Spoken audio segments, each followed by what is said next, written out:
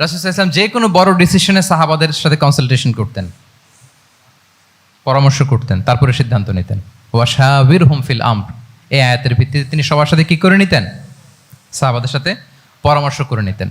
আপনারা দ্বিতীয় হিজরির যে বদরের যুদ্ধের কথা জানেন, বদরের প্রান্তরটা মদিনা থেকে প্রায় 130 কিলো দক্ষিণ পশ্চিমে। তো ওখানে গেলেন মদিনা থেকে তিনি, যাওয়ার পরে এক জায়গায় তিনি সেনা ক্যাম্প স্থাপন করলেন।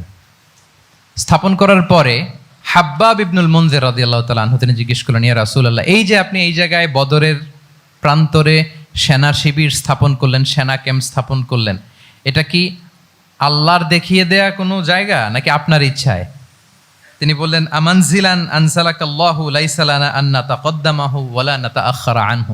এটা কি একেবারে ফিক্সড আল্লাহর পক্ষ থেকে ওহী যে এখানেই সেনা শিবির স্থাপন করতে হবে, নাকি আমহুয়া রায়ু ওয়াল হারবু ওয়াল মাকিদা, নাকি এটা যুদ্ধের কৌশল হিসেবে আপনি নিজ থেকে করেছেন? রাসূল সাল্লাল্লাহু আলাইহি ওয়াসাল্লাম বললেন, না, এটা কোনো ওহী না। আমার কাছে মনে হয়েছে, আমার যে অ্যানালিসিস, আমার মনে হয়েছে বদরের যুদ্ধে এখানেই আমাদের পজিশনিংটা হইলে ভালো হয়। হাব্বাব ইবনে মুনজির রাদিয়াল্লাহু তাআলা আনহু বলেন, না, ইদান লাইসা হাযা বিমানসিল ইয়া রাসূলুল্লাহ, তাহলে এইখানে যদি আপনার নিজ থেকে আপনি এটা ডিসাইড করেন, আমি আপনার অনুমতিক্রমে বলতে চাই ইয়া রাসূলুল্লাহ, এটা সুন্দর জায়গা হয়নি। সুন্দর জায়গা হয়নি? তাহলে কোথায়? হাব্বাব বললেন, ওইখানে, ওই যে বদরের একটা কুয়া আছে, এখানে পানির সোর্স আছে, আমরা যদি ওইখানে একটা ব্লকেট দিয়ে দাঁড়াতে পারি, তাহলে কোরাইশরা এসে আর পানি খেতে পারবে না, ওরা পানি না খেয়েই মরবে, যুদ্ধেও মরবে, পানির অভাবেও মরবে। আল্লাহু আকবার। এক মুহূর্ত দেরি করলেন না রাসূল সাল্লাল্লাহু আলাইহি ওয়াসাল্লাম। এই অপিনিয়ন পাওয়ার সাথে সাথেই বললেন, এই সেনা ক্যাম্প এখান থেকে উঠে হাব্বাব যেখানে বলেছে ওইখানে যে সেনা শিবির স্থাপন করো। এক সেকেন্ডও দেরি করেন নাই। তাহলে কোনো ইগোইস্টিক ঝামেলা ছিল না, ভেরি অ্যাকোমোডেটিভ ছিলেন রাসূল সাল্লাল্লাহু আলাইহি ওয়াসাল্লাম।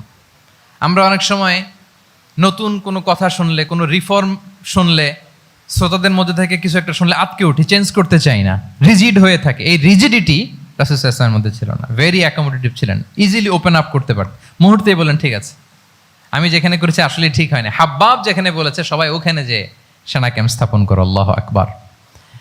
উনি চাইলে বলতে পারতেন, এই হাব্বাব, তুমি কি আমার চেয়ে বেশি বুঝো? আমি তো নবী, তুমি আমার উম্মাহ, আমার কাছে ওহী আসে। কোনো ধরনের আর্গুমেন্টে না যে সরাসরি রাসূল সাল্লাল্লাহু আলাইহি ওয়াসাল্লাম এটাকে মেনে নিলেন। আল্লাহু আকবার।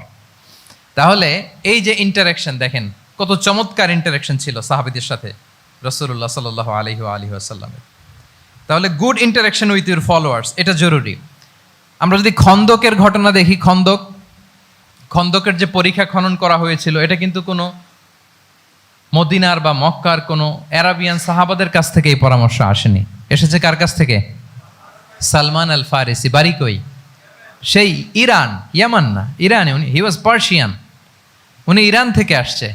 ফারিসি, সালমান আল ফারিসি, পারস্য থেকে আসা। ওনার কথা অনুযায়ী তিনি বলেছেন সালমান মিন্না আহলাল বাইত, ওনাকে আহলে বাইতের স্ট্যাটাস তিনি দিয়েছেন। আল্লাহু আকবার। তাহলে ইজিলি তিনি সাহাবীদের কাছ থেকে চমৎকার অপিনিয়ন আসলে সেটাকে পিক করতেন এবং তাদের সাথে চমৎকার ইন্টারাকশন ছিল। সাহাবীদের সাথে, ফলোয়ারদের সাথে ওনার কতটা গভীর ইন্টারাকশন ছিল, ছোট্ট একটা হাদিস বলে, হাদিসটা সহিহ, মুসনাদে আহমদ ইবনে হাম্বালে এসছে। আমি এই পয়েন্টটা শেষ করছি। রাসূল সাল্লাল্লাহু আলাইহি ওয়াসাল্লামের যুগে এক সাহাবী ছিল, তার নাম ছিল জাহির ইবনে হারাম আল আশজাঈ। জাহির, সাহাবীর নাম কি? সবাই বলুন, কি নাম? জাহির রাদিয়াল্লাহু তাআলা। উনি মদিনায় থাকতেন না, উনি মরুপল্লীতে থাকতেন, মানে বেদুইন ছিলেন আর কি। মদিনা তো শহর, সিটি, উনি সিটিতে থাকতেন না, উনি থাকতেন মরুপল্লীতে।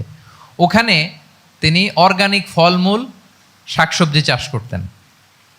রাসূল সাল্লাল্লাহু আলাইহি ওয়াসাল্লাম ওনার এই অর্গানিক ফলমূল আর শাকসবজি খুব পছন্দ করতেন। ফলে উনি প্রায়ই সেই মরুপল্লী থেকে রাসূল সাল্লাল্লাহু আলাইহি ওয়াসাল্লামের জন্য অর্গানিক ফ্রেশ ফ্রুট আর শাকসবজি মদিনায় নিয়ে আসতেন এবং এগুলো ফ্রিতে দিতেন রাসূল সাল্লাল্লাহু আলাইহি ওয়াসাল্লামকে অ্যাজ এ গিফট। উপহার হিসেবে রাসূল সাল্লাল্লাহু আলাইহি ওয়াসাল্লামকে মরুপল্লী থেকে চাষ করে আনা ফলমূল, শাকসবজি দিতেন। আর কিছু শাকসবজি, ফলমূল তিনি মদিনার বাজারে বিক্রি করতেন। তো একবার তিনি এসে রাসূল সাল্লাল্লাহু আলাইহি ওয়াসাল্লামকে অর্গানিক এই ফ্রুটগুলো দিয়ে বাকিগুলো মদিনার বাজারে বিক্রি করতেছেন। রাসূলুল্লাহ সাল্লাল্লাহু আলাইহি ওয়া আলিহি ওয়াসাল্লাম বাজার ভ্রমণে গেলেন, যে দেখে ওই তো জাহির, উনি আবার কানা রজুলান দামিমান, একটু কুৎসিত দেখতে, একটু খাটো কুৎসিত শ্যামবর্ণের ছিলেন।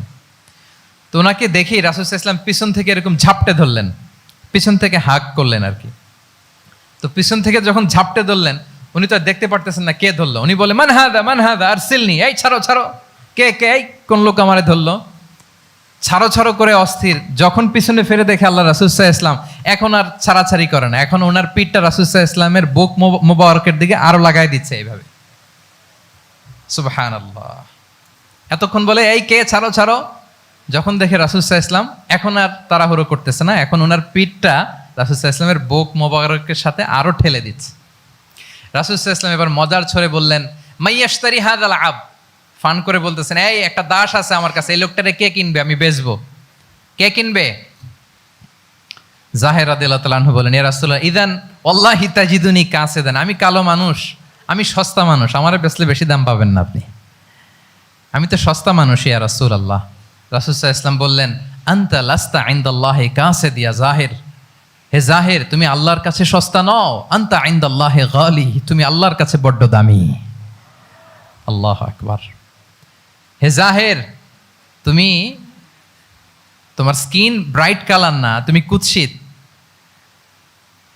তুমি দুনিয়াতে সস্তা হতে পারো কিন্তু আমার আল্লাহর দরবারে তুমি কভু সস্তা নও।